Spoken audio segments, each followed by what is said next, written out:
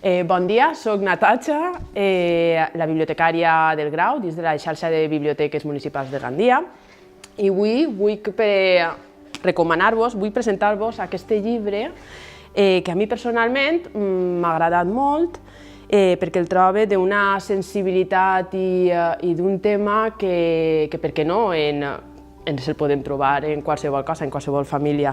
Bé, el llibre es diu El príncipe i la modista, escrit per Yen Wang i editat per Sapristi.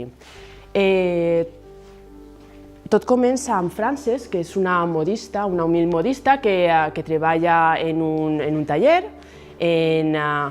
La història transcorre en el París de l'època moderna, i li encomanen fer un vestit innovador, algo que impacte, per a un ball de la realesa. Aquest vestit, quan apareix en el ball, la veritat que causa moltes contradiccions, perquè és molt innovador. Bé, a punt de treure-la de la feina per tota la revolució que va provocar, la criden des del palau que volen fer-li una entrevista, volen parlar amb ella. Resulta que és el príncep Sebastián que parla amb ella perquè li ha agradat la forma en què ha dissenyat el vestit, un vestit. Bé, el príncep el que vol és contractar-la per a un encàrrec molt especial i amb secretisme, perquè el príncep té un secret, porta una doble vida. Porta una doble vida perquè, si es sabera, seria una revolució per a la seva família. Penseu que és el príncep hereu. Això és molt difícil, i més en aquesta època.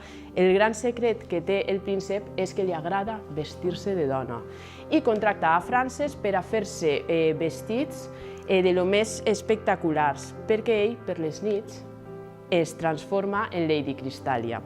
Bé, a partir d'ahir passen tot un seguit de situacions, és un llibre molt tendre, amb una percepció de la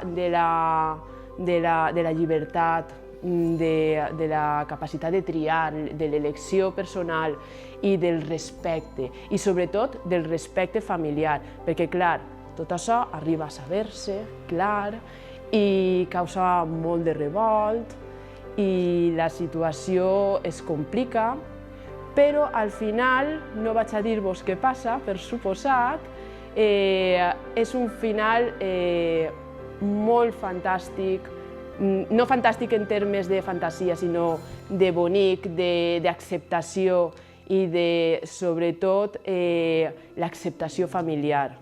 L'acceptació familiar i, a més, és una història molt bonica d'amor. M'ha quedat dir que aquest llibre el trobareu a la Biblioteca Central i a la Biblioteca del Grau, així que si vos apeteix conèixer a Sebastián i a Frances, no teniu més que agafar aquest llibre. Moltes gràcies.